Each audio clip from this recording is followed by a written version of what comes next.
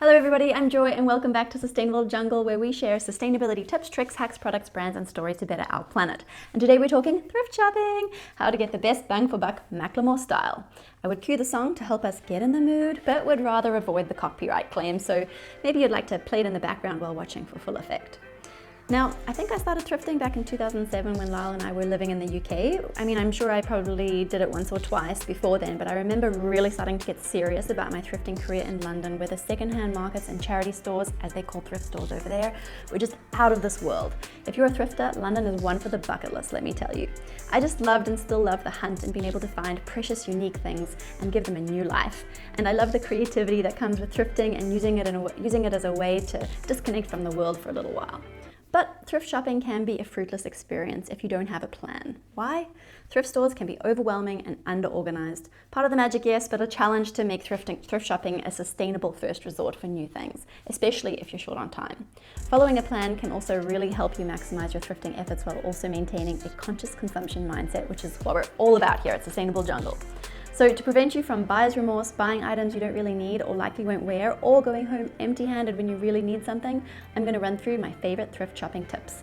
Now this list is from someone who overthinks everything, so feel free to pick and choose the tips that work best for you. So first tip, where to thrift. The first decision you'll need to make is where you will actually thrift. At your local thrift shop, Goodwill, or some other brick and mortar store, or online. The main difference between online and in person is the ability to actually try on the garment, so you're less likely to end up with clothing that doesn't suit you or purchases that don't fit well as you thought they would. Also, you avoid those shipping emissions, which is obviously super important. On the other hand, the selection will be vastly smaller than the endless scrolling you can do online, so sometimes local just doesn't cut it if you're looking for something really specific. My guidance here, though, would be to be really selective when it comes to online thrifting to avoid that buyer's remorse and unnecessary shipping and packaging waste. There are so many great online thrift stores and platforms, so it's super easy to search for the exact kind of clothing you want and within your budget. I'll pop a link up here to the best online thrift stores, which will give you a curated list of online thrifting options to scroll through. But if you're planning on shopping at an actual store in person, then it pays to do some research on where the best thrift shops are. And how do you do that? One of my favorite approaches, aside from starting with the closest, as the bar to evaluation is very low for those you can quickly pop into, is to look for specific thrift stores which align with your values. Ultimately, your purchases are supporting the charitable mission of the thrift store, whatever that may be, so it helps to be directly supporting a cause that's important to you. And then there's the option of checking store reviews and perusing through the thrift store's website and Facebook page. And then some folks go to thrift stores where they're based in the more affluent neighborhoods, and they're likely to have greater variety of fashion items as well as being on average sort of newer and less worn in. Personally, I only really do this if I happen to be in a wealthier neighborhood, and it's true that you get some really beautiful items in these stores, but generally I like the quirkier finds. Which brings me to the point of products and style. Think about the kind of products that you want to buy or the fashion that you want to wear. If you're looking for current styles, try searching for thrift stores in young professional suburbs, 20-somethings, typically downtown nearer to the city or town centers. But if vintage and retro is what you're after, then in older family neighborhoods or those areas known for being great for vintage style will be your best bet. And don't be afraid to get out there and really explore the variety of thrift stores in nearby towns or in new places that you happen to be visiting. The smaller bespoke thrift stores have some pretty cool gems or ways of doing things that you wouldn't find at your usual run-of-the-mill chains. One of my best local thrift stores allows you to return the price tags, which is a win for those of us trying to live a low-waste lifestyle. And another one I really love generally just prices all the clothes at the same low price, which eliminates the need for tags altogether and takes the complexity out of calculating your spend. Next great tip, mindset and needs. Okay, this is an obvious one, but often people don't consciously think about what they actually need. Having the right intention and mindset is key to making thrifting an enjoyable and successful experience. It's okay to enjoy retail therapy, I mean, who doesn't? But it's adding to our consumer culture in a negative way, like buying for the sake of buying. That's probably not so good for your wallet or the planet. So just being mindful can help prevent those impulse buys. Ask yourself, what do I actually need?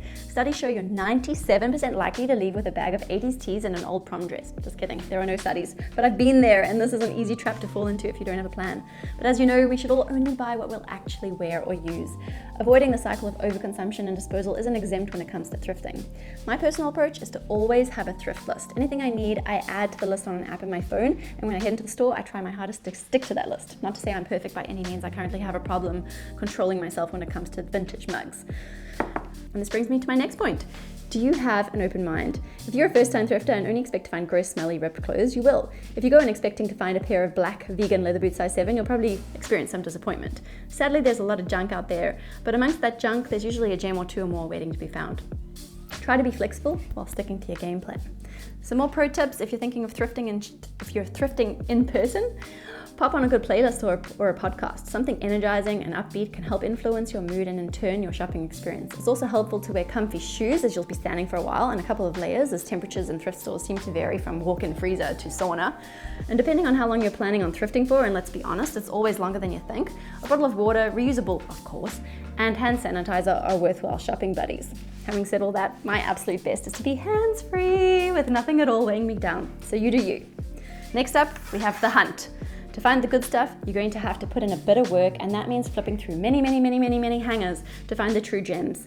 And the more practice that you get from carefully combing each rack, the more you'll start to refine your sense of discernment. Remember, quality is more important than quantity, and fabrics can definitely give you a sense of quality, which I'll go into in a sec.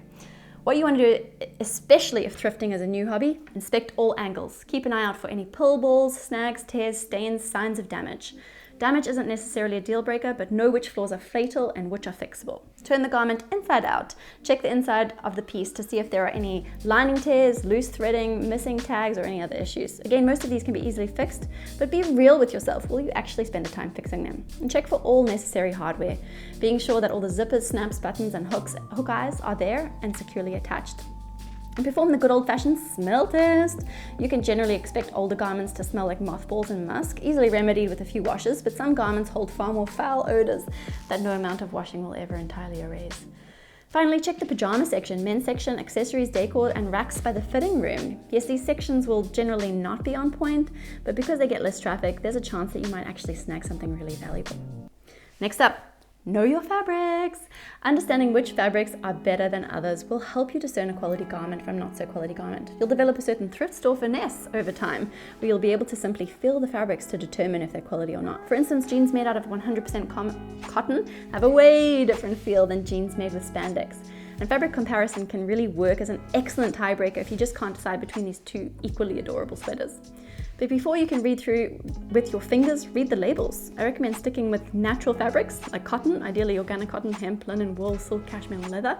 Used or upcycled leather is obviously 10,000 times better than new leather, which is unsustainable and typically unethical.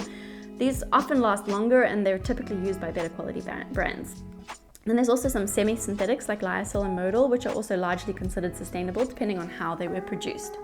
While buying synthetic goods is never more acceptable than at the thrift store, and also ideal for activewear, natural is still better, if for no other reason than you can generally compost them if you fully wear the life out of them. We've just done a video on biodegradable and compostability, so feel free to check that out if you need a little guidance on this topic. Okay, next tip, don't depend on a dressing room. Some thrift stores just don't have dressing rooms, so expect to try on clothes in front of other shoppers. The best way to do that is to come dressed in layers. Leggings make trying on pants a little easier, and a tight camisole underneath the jacket is great for trying on dresses or blouses. Or wear bike shorts and a tank top. If it's warm enough, go with minimal clothing. The less is better for trying things on. Own a catsuit? This is your chance to wear it. You won't even be the weirdest thing in the store for doing so. No mirrors, no problem. Thrift stores are like the one place where you can justify a public selfie, but I'm not sanctioning the pouting. Always have a pair of socks with you. You don't want to try on someone else's old shoes with your bare feet. Don't forget your bags, an obvious one, but so easy to forget. When you leave the thrift store with a consciously created haul, guess what they'll put it in? A massive plastic bag. Just don't let that happen. Bring your own reusable shopping bags. Now, when should you thrift? This will depend on the thrift store that you're planning on shopping at. If you're getting super serious about this, check to see when they're restocking and get there early. The thrift store pros, yes, this is a thing, will be out before anyone else to have prime access to all of the recently donated goodies. Thrift stores are likely to also have sale days where already cheap items will be further marked down, sometimes up to 75% off. But again, get there early because if it's a popular store, it's likely to be a competitive environment. And once you get there, start with the hot commodities, normally shoes, dresses, and high-ticket accessories. Having said all of that, if you're like I am these days though, you might prefer lower intensity, in which case figuring out when the store is quietest might be more your speed. Personally, I just love no queues and peaceful meandering. And now to close off, I hope that you got something out of these thrifting tips. Do you have any great thrifting tips to share? Please let me know in the comments below, as I'm always looking to improve my thrifting game. And if you're in-person shopping, we're putting together our top thrift store and vintage store lists for each city across the US, UK, and Australia. Have a look at this page and search the top thrift stores to visit in your location. And let me know if you have any great suggestions for your city. Thank you so much for watching, and don't forget to hit the subscribe button below. I'm Joy from Sustainable Jungle. Good luck with your responsible thrifting.